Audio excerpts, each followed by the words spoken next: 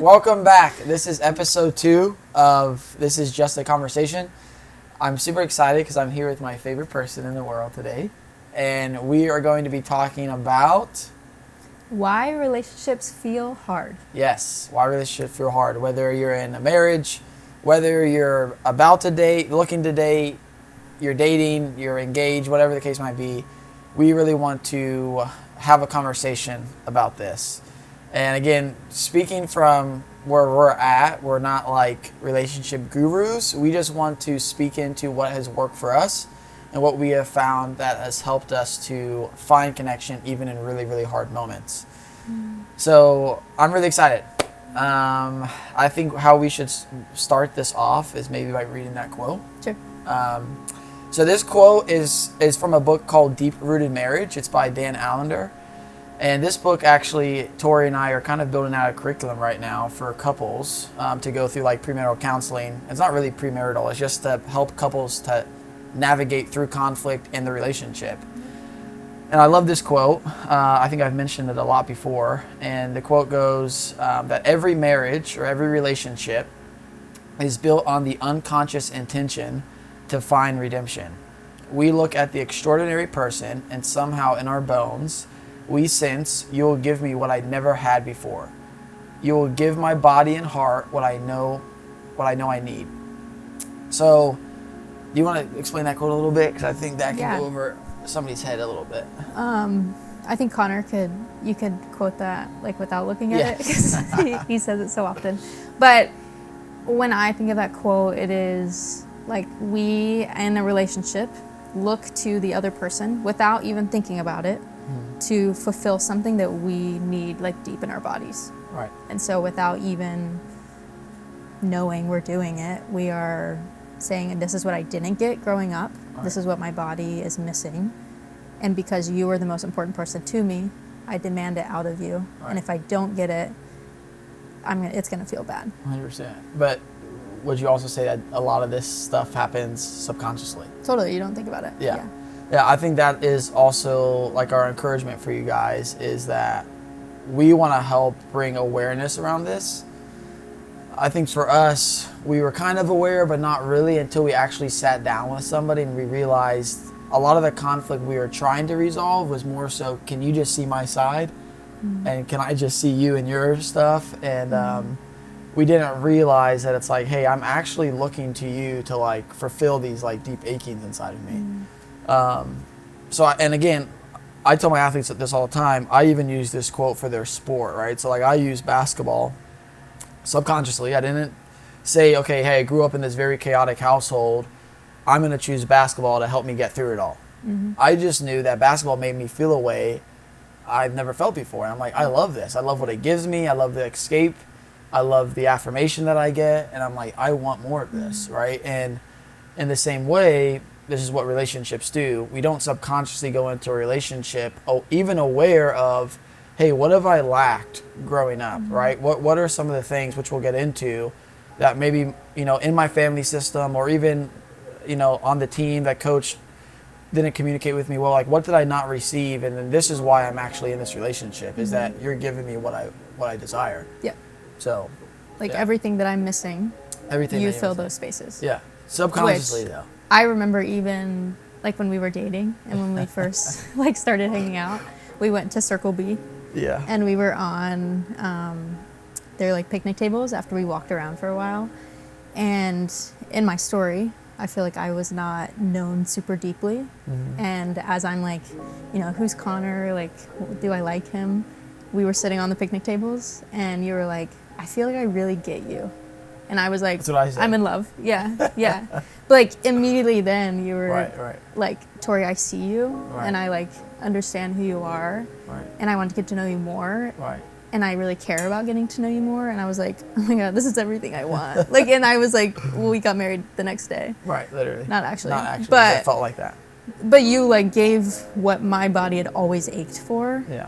I had no idea that's why like I was so attracted to you, but it was because you saw me so deeply. Right. And I feel like I like hadn't received that before. Yeah, that's so good. I think maybe what will help people to even understand this, maybe we share a little bit about like our stories, just briefly about like how this dynamic even plays out. So I'll start. I feel like I've talked about this a lot, but I grew up in a household that really just felt, I mean, chaotic is the best word to describe it, I would say. You know, if there felt like there was moments of like bliss where it's like, oh, this is amazing, which really I just felt like being in Bermuda made it feel that way. But I didn't have a lot of care that I was longing for, right? I had an absent mother because of, you know, things she was struggling with from a mental aspect, right? And I kind of had like an avoidant attachment dad where he was there for me, but not presently what I needed him to be. Like I wanted to have hard conversations. I wanted to have, you know, moments of like, okay, he actually sees what I'm going through. I didn't, again, subconsciously, I never felt safe to even talk about that, right? So you were great at that, right? You were great at seeing me and caring for me and like actually knowing, hey, these are the things that I'm dealing with on a day-to-day basis. So yeah, what you want to share a little bit about you and your story? Yeah, well, similar to what I said, there's a quote by Kurt Thompson that it's like, and I don't know it fully, but Kurt Thompson is a like psychologist, counselor, and he said that somehow in some families the food finds the table, the money finds the college funds, the like everything that we need physically like is provided, but somehow the child goes undiscovered by the two people that needed to know her the most. So I feel like that was like my life. Wait, can I pause right there? Yeah. I just think this is so important. Like if you guys are listening to this, hopefully, Campbell's the only one. Campbell! Thanks for listening, He's in Campbell. the back. You're our best friend. But I think, just, you know, to give people reference, when Tori and I first started going through this work and we're being made aware of mosquitoes, that there's stuff happening stuff that happened in our family dynamic that kind of played out in our relationships. You know, I immediately went very protective with my parents, especially my dad. And we're not here to say, hey, go to your parents, start bashing them, or start to like have this weird relationship now because you're becoming aware of like, whoa, hey, I didn't receive, you know, these things growing up. Again, which we'll get into here in a little bit of what those things are. But just when we're talking about this, can you take the time to slow down to actually see, okay, how does this relate to me? What is happening inside of me when I hear this, and how does this play out? Did I have an experience growing up? Maybe it wasn't in your household. I brought up like coaches have such a huge influence on kids, and maybe it was something your coach said to you, and then you never felt safe enough to talk to your parents about that, and then you had to figure out how do I process this by myself, and so on and so forth. So I just wanted to add that in. It's like how can we be? The invitation is to be honest. Right. Like my parents are lovely people. They know that. They're wonderful. And at the same time, there are places where they messed up. Right. And that's just like honest conversation. Because we live in a broken world, right? But I grew up saying, my parents are perfect. My parents are so in love. My parents, like, I have this ideal family, which I, like, on the outside really did. Right. But I didn't bring my friends over for sleepovers because inside I actually knew that there's a lot of stuff missing in my family that feels really bad. Right. So that you probably felt like shame for. You're like, I don't want people to see Why would I bring my friends over when we could go like to these other houses that I know aren't hurting the way that I see my house hurting? Right. I didn't know that as a kid though. That was all something I figured out like recently. Yeah. But for my parents, it was a lot of I have all these things. I drive a nice car. I go to a good school. They pay for my college. Beautiful things. Thank you so much for that. And I also didn't develop emotionally in the way that, like, maybe I was designed to develop. We were not emotionally, like, in touch with ourselves. When your parents aren't emotionally in touch fully, like, how can they teach that to their kids? So all of us kids didn't learn that fully. And then connected-wise as a family was missing, like, on a deep level. So that was something that, like, I didn't have growing up. I didn't have that fully. And then in comes you, who's very aware of, like, engaging with emotions and aware of people's bodies because of your story. Yeah. And I'm like, Oh my word. Yeah, but let's also talk about that, because I think this is the part where, we're talking about this in this men's group, where I asked them a question. I said, hey, do we believe, whatever your faith background is, it's like, can we all agree on that we live in a broken world? And everybody's like, yeah, of course. Of course. Right? And I said, okay, well, if we all believe that, then would you also say that because we live in a broken world, you have experienced some kind of hurt from other people? Right. And they're all like, yeah, of course. Of course. Right? And small or big. Small or big, it could be the right? most minor things, like someone drove by you Yeah. and like gave you a mean look. 100%. Right? Or it could be the big things where it's like we get into like abuse. Right. But, and this is the part where it can start to trigger people, is when we start to classify these things as trauma. They're like, oh my gosh, I don't have trauma. Yeah. Right? And rightly so. Like, looking at parts of my story, I would be like, okay, obviously this is traumatic for me. Yes. But there's things that my dad did that I overlooked, and I'm like, yeah, that's definitely not trauma. My dad leaving. What are some examples? Yeah, like, for example, I would finish a basketball game feeling really shameful about my performance, and then the way my dad would approach that would just be for me to like say like I need to like buck up or whatever the case might be. When I'm not even looking for him to like give me advice, I'm just actually looking for him to like listen to me. Mm-hmm. Right? Or I think a lot of parents don't know what to say. Yeah. So they try to say something, and then that ends up causing more hurt. When I'm just so like, wrong. I'd rather my dad just, hey, I don't really know what to offer right now. Like, Give me a hug. What do you need in this moment? And I'm like, you know what? That's the best question you can ask, right? Like, don't say anything. Yeah. So I think we should explain trauma for a second, but and then we can get into how this is played out in our stories. But so the definition that I love that Dan Allender uses is that trauma is not actually the event that happens. Mm-hmm. It's the lack of care and the attunement that doesn't happen after the event. Right? So I always like using the example of like a car crash. Mm-hmm. Imagine if you're a teenager, you get into a car crash, and you're out in the middle of the highway, and that car like hits and runs you. Right. And now you're left alone, you have no service. That moment will feel so heavy because you're like, what am I doing? Like, what do I do? I'm trying to process this all. You did not receive the care. Right. But imagine if in that moment, immediately you call your parents rush her to your side, they ask you what you need, you get all the care you need. It's not going to feel as significant. Yeah.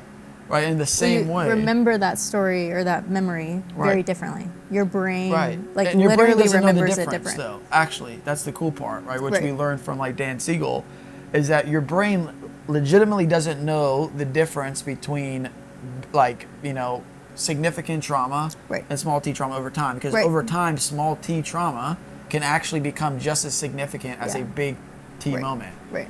So just to explain that a little bit, so big T trauma would be the obvious traumatic events that are very present in my life. It's the abuse, it's the neglect, it's the obvious things that like, you don't even have to think about naming, right?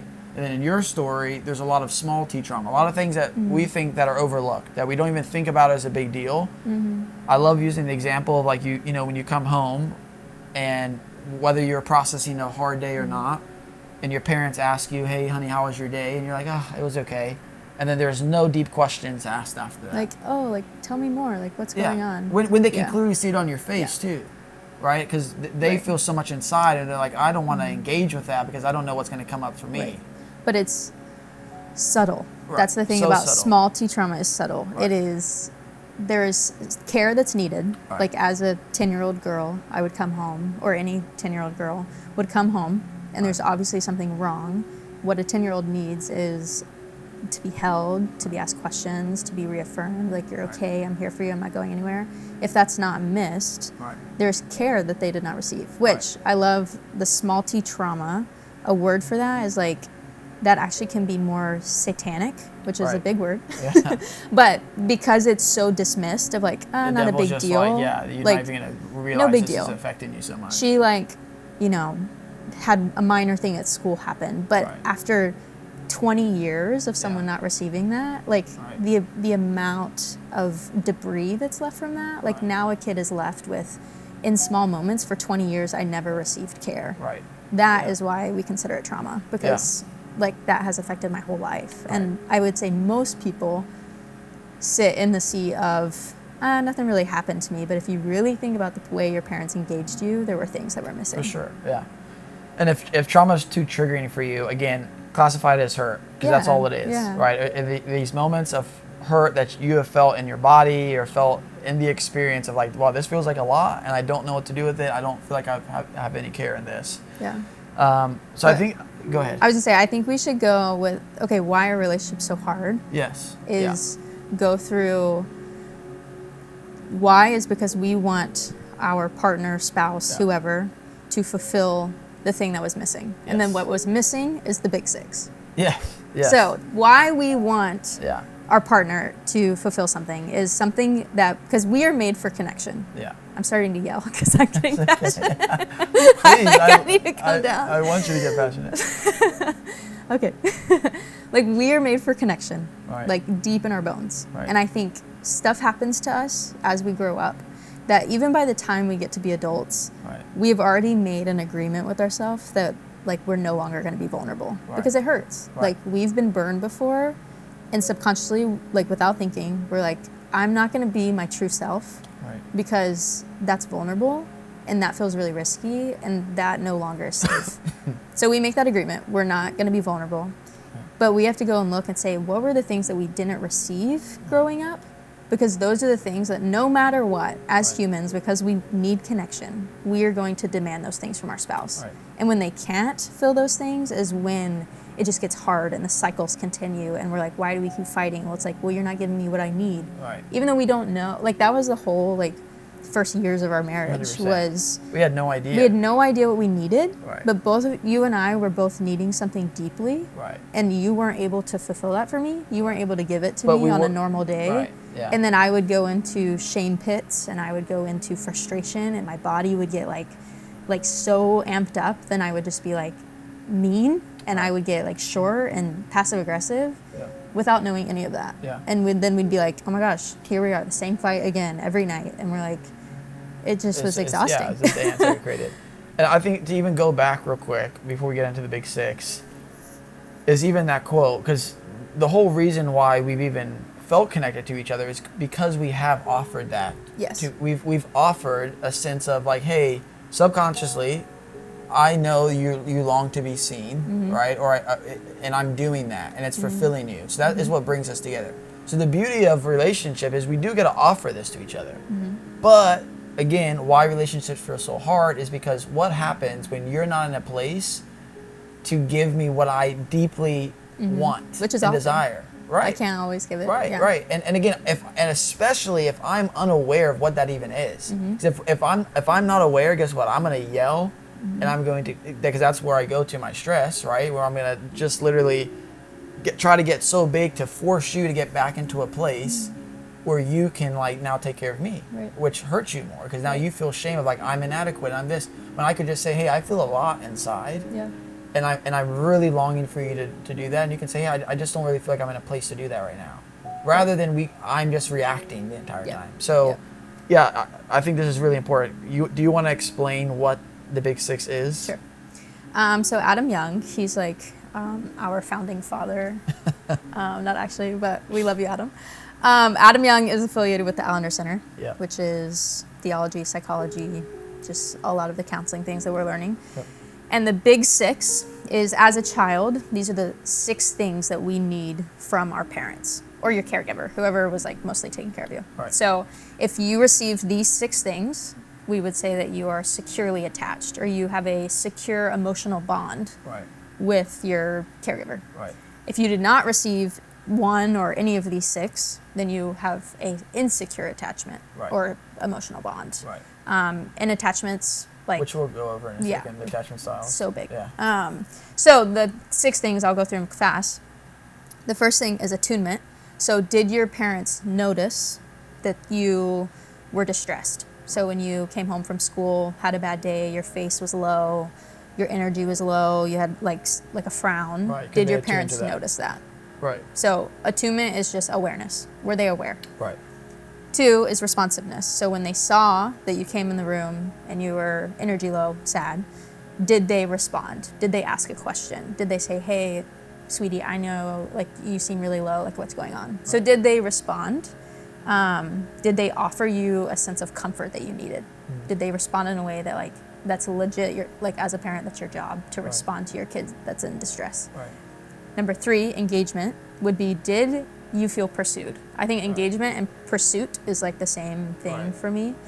Did your parents have a genuine desire to know like the inside of you? Right. Like what you liked. And not for any other like motivation other than like, to delight. I just love you. I want to delight in you. I use that word. I love delight. That word. Yeah. Delight it's is the best word I ever. want to spend the afternoon with you because I love you so much. And like, that's all I want to do. There's no agenda. I don't want you to do anything for me. I just want to like love the human that you are. Which I feel like on a surface level, sure, like families do that, but do they really? Like, do they really delight in who their child is? Number 4 would be the ability to regulate your arousal. So when, as a child, obviously like you feel a lot of things, whether you're high energy and you are like hyper distressed, you're screaming, you're angry, you're like on a level 10. Were they able to bring you back to calm, like bring you calmness? And then if you were super like low. at 1 on a scale, like very low, low energy, crying, stuck, like mopey, tired, like, which I feel like is actually where I found myself a lot. Were they able to actually stimulate you to get you back to like a calm, like alive state? Yeah, like your core So both state. ways. So were they able to do that? I think that's a really hard thing to do, like to be very intentional about. Because the only way they're gonna help regulate your kids is if they're regulated themselves, which we'll get into. Which we live in a society with so many parents. Again, we're trying to like drive home awareness, right? Because this is something we were so unaware of. Is that we were so unaware of how dysregulated we were. I mean, we were constantly in this state of fight or flight, constantly, and we had no idea. Stressed out all the time, unaware of it, right? It might not have felt super high, right? There have been moments of low, but we were unaware of this. And we live in a society that parents are so dysregulated. And they are so unaware of how that's also dysregulating their kid. Right. So if I'm on a level 10, let's play it out in our relationship. If I am in the house, or let's say you're in the house and you are in a distressed place. You had a long day at work. You've had conversations that were like triggering for you. You were, anxious about something happening tomorrow, whatever it is. And then I come home knowing that I like need something or I'm bothered by something, and I come home and I'm dysregulated. Like, how are 2 level 10 people, like we're both dysregulated, supposed to regulate each other? Just like if a kid is screaming, crying, angry because, as they should, they're not getting something they need. And the parent is like yelling back at them. And the parent is so dysregulated from maybe something at work that they just scream back at their kid. Like, that is not what the kid needs at all. And that's the parent's job to say, how can I get myself back to regulation, calm, so that I can offer my calm self to my kid in order for them to be 100%. Calm. And that's why we're like, we don't want kids. I'm just kidding. We want kids pregnant. So bad. What? No, you're not pregnant. I'm sorry. We joke around it too much. But like, seriously, when Tori and I were going through this in the beginning, we were like, man, we are so scared to have kids because we're so afraid to hurt them. But we know it's like, hurt is inevitable. It's going to happen. Yes. But can we do these things? Can we attune to our kids when we notice, hey, we've hurt them, right? Which I think it's the next one to go over. There's 2. It's the last one, which I know, repair. But number 5 is strong enough to handle your big emotions. I work a lot with teenagers. Obviously, you know that. And they have big emotions. Like teenagers, actually their brains produce less dopamine so that they feel lower in their normal day. And then they feel, like when they feel dopamine, it's extreme highs. So their brains are created to feel low lows and high highs, which parents just are like, you need to stop. Like, don't, like, stop acting that way. But are your parents able to handle when a kid is crying and screaming and not getting what they want because they are not getting what they need? For them, rather to just shut them down, is to like, hey, I'm like, I can handle that. Like, I'm not affected fully by and it's your funny screaming, because kicking and screaming. The kids are now triggering the parents back into their story of like, I didn't receive regulation from my parents. So like every time you are dysregulated as a kid, I can't handle it. And what do parents do these days? Hand you an iPad. And now the iPad is supposed to be the thing that is going to regulate a kid. And we wonder why kids feel so dysregulated is because they are looking to vices and things to like actually calm their nervous system. Yeah. When Where it should you know be when they should be outside parent's playing or calm, like calm presence. Yeah, and then the last one. The last one, which we think is the biggest, most important. because a parent can get 70% of the time wrong. Right. They can get it wrong. Right. Like 7 out of 10 times you can fail. They don't do any of the 1 through 5. 1 through 5 you miss it. Right. But is your parent willing to repair? Which means saying, man, I did not mean to blow up like that, and I really hurt your feelings. I'm sorry. Right. Like, do your parents apologize for where they've messed up, or do you carry like the weight of what happens in your like in between you and your parents? Which a lot of times I feel like kids carry the blame of like, I need to be better so my parents aren't mad at me. And repair is the biggest thing, which we know in marriage is like the one key to success is how do you repair things, because conflict's not going to go away. Yeah. We don't have to get it perfect, but to be willing to say I'm sorry, or not even I'm sorry. I think apologies are empty sometimes. Yeah. I'm sorry doesn't always work. We've learned that. Yeah. I'm sorry don't always work, but it's willing to say, I see you. I want to see you. All right. I want to see what was happening inside of you. I want to tell you what was happening inside of me. Right. I'm sorry I missed it.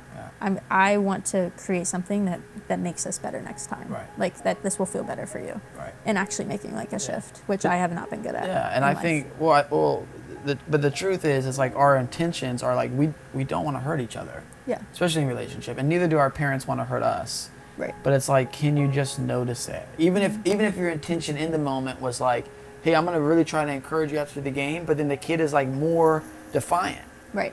Can you as the parent just get curious as to what that's triggering inside of the kid? Because maybe they're just longing for something else. They need something else, and they're needing you to notice that. Right. Right. And we as adults, we have such kid-like behaviors. We scream.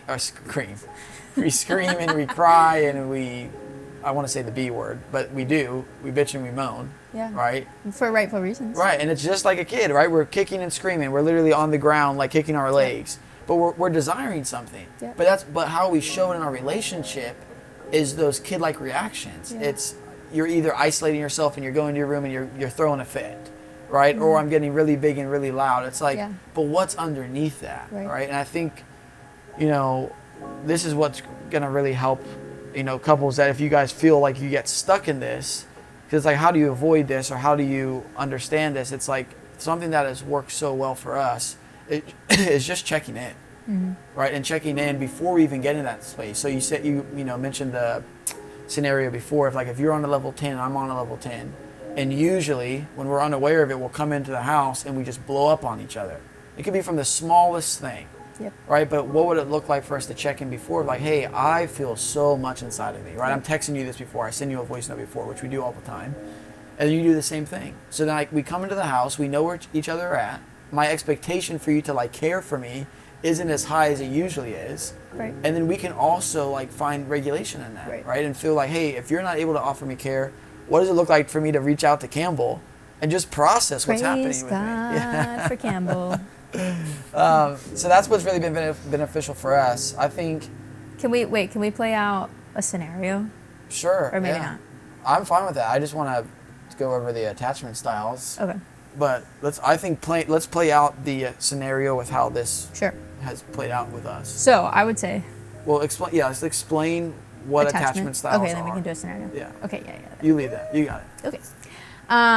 Well, you do this one, because I did the big 6. Okay. Or do you want I feel like you're good at it. Okay, I can explain. You're good at it too. Thank you. All right, start with avoidant attachment. Sorry, this is hard because.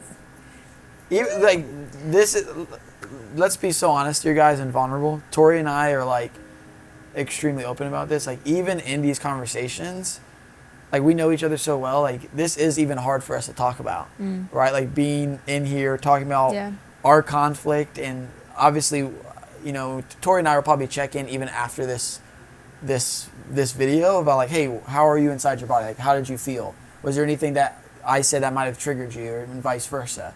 But in these moments, it's can we notice that? And can we try to regulate ourselves and ground ourselves to be hey, whatever is happening inside of me that feels like a lot, it's just in me, and there's Yeah. something that you're doing that's triggering that. It's nothing that you're doing that's wrong.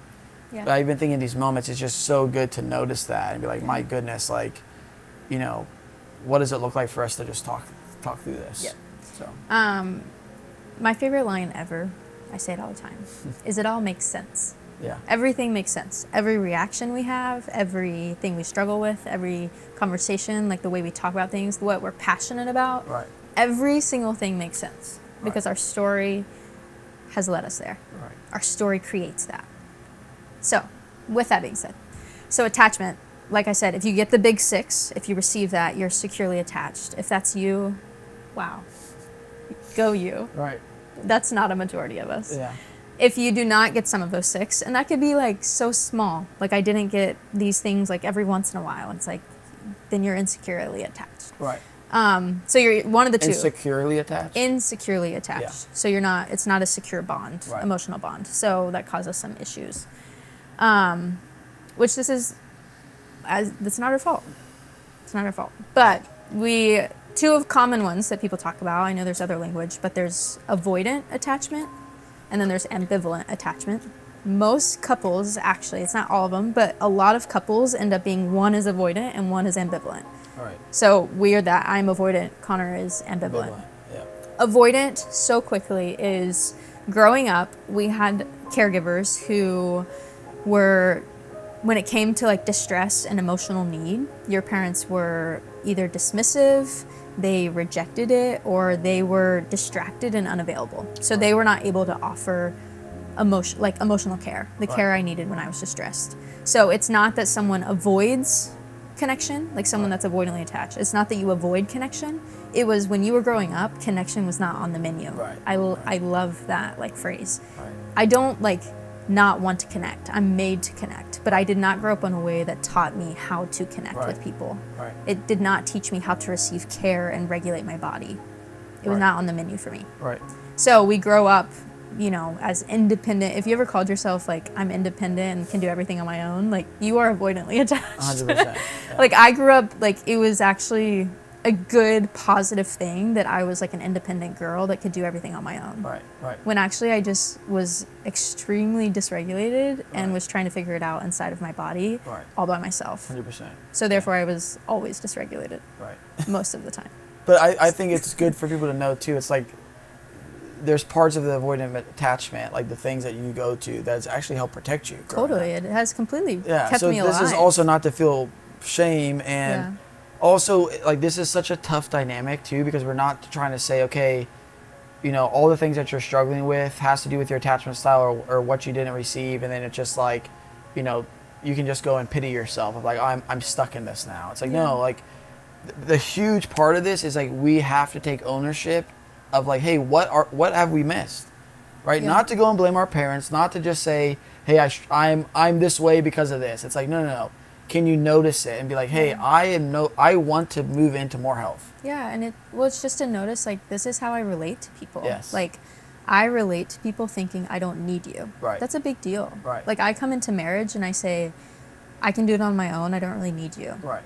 Well, that's not how it works. Right. Or that's not how it's designed to like bring the best and like good connection. Right. So there's a lot to work through that. But when it comes to ambivalent, so you would be like Connor's more ambivalent. Ambivalent is you got care when you were distressed as a kid sometimes, but you never really knew when it would come. So your parent was like sometimes available and could give it, and then sometimes completely not available. So they're inconsistent, and then they also can be like intrusive. So they actually acted in a way that you had to provide care for your caregiver, like for your mom, for your dad. And so you were actually very hyper aware of everything going on around you because you're like, you grow anxious of like, when am I going to be cared for? Right. It's like I don't know. franticness. Yeah. So, I mean, you can describe your franticness. Yeah, literally. I mean, it is franticness. To be honest, I It's do like feel anxiety, frantic a lot. anxiety. Yeah. Okay, sorry. I hate that song. I feel that a lot, right? Yeah. And it's so evident where it's like in moments I'll feel so regulated, and then other moments I'll feel so dysregulated, and it's like feels like I'm in these very high highs and very low lows because I'm just like, when am I going to experience the connection? Am I going to be alone? Am I going to ever get this care? Like, will I be abandoned? Yeah, like which is part of my unsure. story, right? Yeah. It's like I used to cry myself to sleep at night longing for care. Yeah. I wanted my dad. I moved to Florida. My dad was in Bermuda. It's like I was longing for him. It's like, is he ever going to show up? Am I ever going to have somebody to come to my rescue? And that's how I was attached. So yeah, I think even to wrap this up, I think, it would be really good to just give some practical scenarios of how this has played out with us, which you mentioned before. I think for us, and you can, maybe think about an actual scenario, our dance has constantly been where if I am in a stress state from whatever it might be, my job, Overwhelmed. I'm overwhelmed, it could be anything. And I am longing, one, to not feel this way. Right? And not to be alone in it. Right. And I'm also longing for you to notice it and for you to care for it. Yep. But I honestly don't even want to communicate that. I just want you to know, hey, this is what I need. What do you usually want, though? The deepest thing that you want is to be connected. Yeah, to be connected, 100%, right? And that's what you always say. I just want to be connected. I just want to be connected. I don't want to feel this way why do I want to feel connected? Is because usually my anxiety will lead me to whatever it will lead to and lashing out to making you feel a certain way, which then that disconnects me. And I'm like, I don't want to feel this way. I actually want to feel so close to you. Am I crying out, like the kid crying and kicking and screaming? I'm just trying to communicate, hey, there's something deeply hurting me. And if I can be aware of that and communicate that to you, then that's when we can actually find connection. Right? So, how does that play out for you? So, a scenario. Yeah. So, let's say, I'm trying to think of something that we go through. So, let's say what I said earlier. So, you're in the house, you've been working all day, you are overwhelmed by work, whatever that looks like, or just exhausted. Like, you're just like ready to be done with the day. And I come home from my busy day, and I have been working, all day too. And I know that I want to make dinner early, and we have dishes to do, and there's things in the house. So what I feel is I can tell you're dysregulated. Well, emotions and when wanting to connect with you in that way immediately sends me oh gosh, I need to withdraw. You feel scary to me. So I immediately withdraw. So I'm like, well, he's in a bad place. I need to now I'm stuck doing dinner by myself. I have to do the dishes by myself, all of these things. And so am starting to get dysregulated, right? I'm withdrawn in myself. I'm like, I need to figure out how to care for myself in this moment, because that's what I've done growing up. And so in that, my heart rate starts getting up. I start sweating. I start pacing. I'm so anxious in my mind, all these thoughts going in my brain. And then I turn to you, or you're like, hey, you say something wanting to connect with me. And I'm like, well, are you ever going to get off your phone? Or are you going to help me with dinner? Something very passive aggressive, cold, very withdrawn. Because that's what I do, is withdraw. And that immediately sends you to, I don't want to be disconnected. I want to be connected to you. I am stressed already. I need regulation. When the only reason why I'm even on my phone or disconnected, you're overwhelmed. I'm so overwhelmed. You're trying to wrap up your day. And we're not checked in, right? And that's the whole point of this. It's like, guys, to even sum up what we're talking about today, it's like if you feel so stuck in your relationship, we are just asking you to get more curious as to why.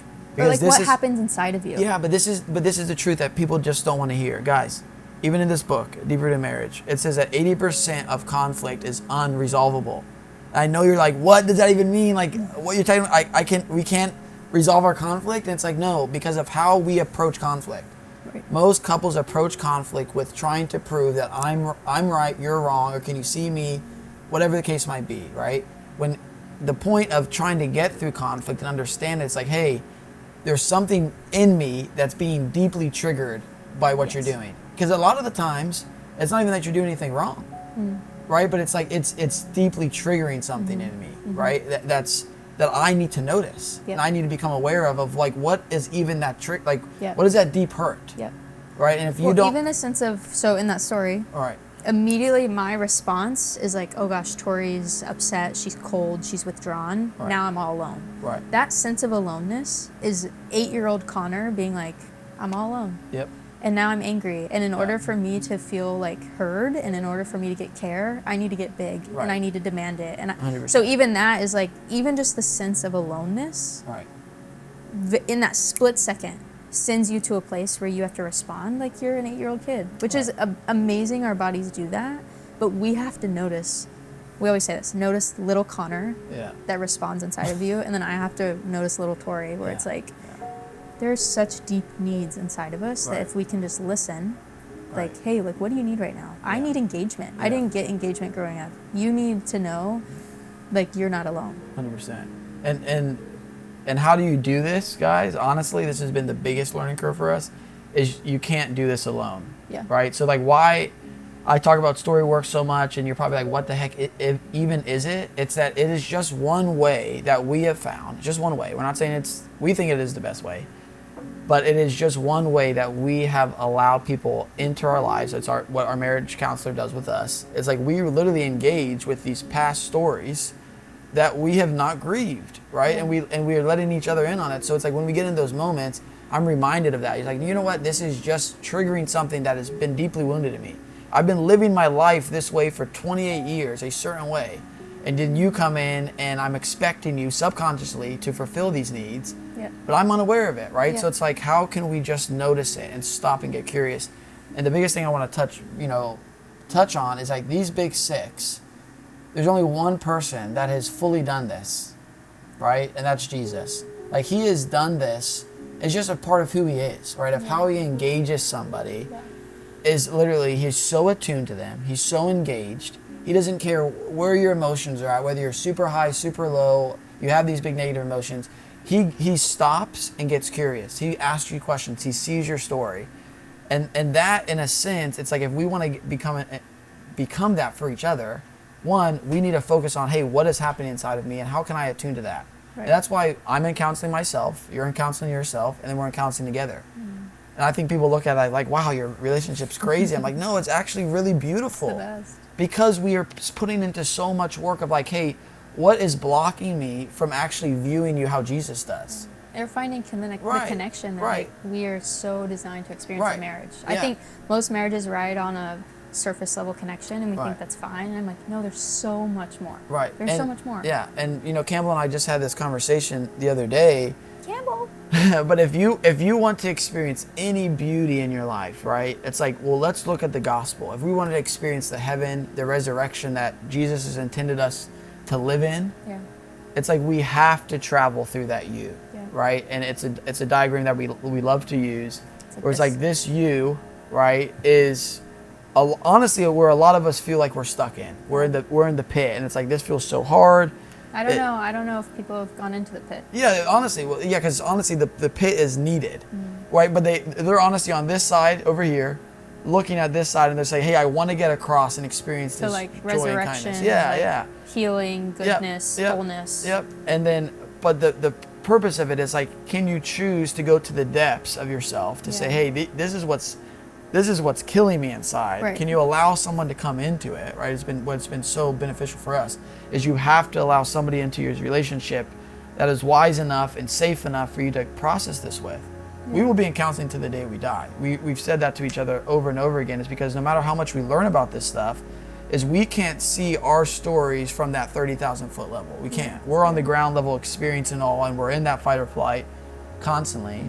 And I just think so many times we're just so unaware of it. And, Corey used to tell us this all the time. Our first person that even, equipped us with all of this, which we're so grateful for. He used to tell us all the time and say, "Hey, I hate when couples say that they're best friends." Yeah. All right. And even though we are best friends. Also, if you're in a relationship and you don't have a relationship voice, you're lying. You have one. We call it the Bubba's voice. I'm not gonna do it, okay? Because I've been doing it. She's doing it. Anyway, I'll do it maybe one day. Anyway, side note, we are best friends, right? But what that meant about like how couples don't treat each other like best friends is like use this scenario of think about your best friend right now, right? Whoever they are. And think about, there's certain things that your best friend does that probably your significant other does as well, but it doesn't feel as triggering when your best friend does it, only when your significant other does it. And why is that? It's because we're looking to our significant other, and we put so much expectation on them to fulfill these deep achings inside of us, right? So it's like, can you notice that? Can I say, for example? Go ahead. For example, if I made a dinner date with my best friend, right, and she like had to cancel on me, right, I'd be like, no problem. Let's reschedule. Fine. Right. Like, thank goodness I'll go read a book at home. right, Sure. If Connor did that to me, of like, hey, I can't make it to dinner. Like tonight I can't have like that quality time with you. Can we reschedule? I'd be like, you don't care about me. right. Like, you don't, like, why don't you prioritize me? Yeah. Like, I would be way more angry at Connor because I'm asking him to show me that you engage with me, that you care about me deeply, that you want to know me, that you're going to make me feel better, all these things, 100%. when really he just can't go to dinner. Right. Yeah. But that's the difference of like, the way we always say Campbell and I are very similar. Right. That's why he's my best Which friend. is awesome. But if Campbell does things that, you know, I do the same as, right, you're not going to respond to Campbell that way. But you respond to me like, how could you do that? Right. But I'm like, Campbell just did that. Campbell did it all the time. Campbell just made that joke. Or like whatever it is. Right. But it's because you sometimes look at me of like, no, I need you to make me feel better. 100%. And if you're not, the one person I can count on to make me feel better now is like causing me stress. Right. How, like, I'm not going to survive. Right. What's going to happen? I'm freaking out. And that's actually your body. You're not even like consciously doing it. Your brain is saying, oh no, we're in trouble. 100%. I need to freak out. Yeah. I need to like this is stress. Right. We're going to die. Yeah. Yeah. Whereas true. Campbell's like, la la la la la la, and I'm like, no. Oh my goodness, it's so good. I think we should close it there and maybe leave the people that are listening, hopefully they're still listening, We've been talking for an hour. with something like practical to take away. So I again, just to recap everything, it's like we really want you to first get curious as to why conflict is happening in your life, right? It is not your partner's fault all the time. Can you look inside yourself to figure out, hey, what is going on?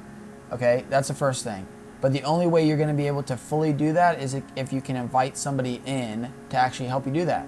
Okay, whether it's us, which we would love it if it's us, or if it's a counselor or it's a trusted person that can speak into your relationship. It might be another couple that you let into, but like this stuff has to happen because again, you're going to be very unaware of how this is even played out, not even in your relationship, but in your own life. Yeah. Okay. Yeah, I don't know if you want to add anything to that. Yeah, I just think, to go back to, it all makes sense. Right. Like, we are together Right. because we gave each other actually a beautiful sense of, this is what you didn't get Right. growing up, and I get to offer that to you, and that's so beautiful. Like, Right. we got married, our counselor always says this, we connect so well. Like, Right. we feel connected so deeply, and we trigger trigger the hell out of each other. Yeah. And I think that, so we can acknowledge, like, there's so much beauty in why you're with the person you're with. There's so much beauty in your story. Our stories are not our faults. Like, there's so many things that happen to us that were out of our control. Right. And now, with awareness, we can figure out the things that we're actually deeply longing for, like, which again, aren't our faults. Like, it's beautiful that we long for these things. We were created for these 6 things. Right.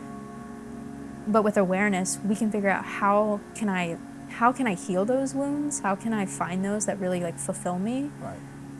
And then also have so much more connection in my marriage. 100%. And I just think like it all makes sense. And so Yeah. if you find yourself like thinking about, oh my gosh, these things I'm missing, like this is horrible, I'm doomed, like no, there's so much opportunity in this kind of work. Right. Yeah, that's so good. That's it, guys. We are so thankful that we even get to do this. I know I'm going to wrap it up with one question that I know somebody asked that we like answer. And it's like, hey, if you're in this position of like trying to figure out if who's the person that you want to date or who's the person you're supposed to be with, my 3 quick tips for you one is to remember that there's no perfect person out there. We realize this because we will always look for the person to fulfill us subconsciously. So can you notice that? First off, what are these deep aching needs inside of you? And can you notice what those are and how to attune to them? But this is what I would suggest you need to look for in another person. For us, it's obviously Jesus. Jesus needs to be the forefront of their life. right? Are they equally yoked with you, right? You have the same passions and desires of where you want to see your life go. And the last one, which is the most important, if the first two are in check, is are you guys willing to grow? And not willing to grow like, yeah, just by ourselves, but it's like individually, are you willing to grow? And then as a couple, are you Well, I willing went to grow? from like 5'4" to like 5'6", so I'm willing. I'm sorry, Yeah. that's so And dumb. not actual height, Tori. But like actually like the depths of you growing, right? And Yeah. guys, the only way that's ever going to happen is if you allow someone in on your relationship, right? So it's like if you have somebody that you're like, hey, I really feel like this person could be the one, and they're like, yeah, I don't want to ever talk about hard things with anybody. Well, I would maybe rethink just that relationship. Because again, I'm telling you guys, we've done this and we've worked with so many couples and have been in so many different groups that it's like there has not been a single couple that has experienced a depth of relationship. Because there's a lot of couples out there that make it and just survive. Yep. But it's like if you want deep connection about what a healthy relationship actually looks like, you have to let somebody in and be willing to expose the hurt that you carry. So anyway, that's my encouragement for you guys. I hope you loved this. Leave us any questions that you have. We would love to do this again and maybe actually go through actual scenarios or questions that you have or incidences of how we would handle this. Yeah. But yeah, we love you guys and peace. Thanks.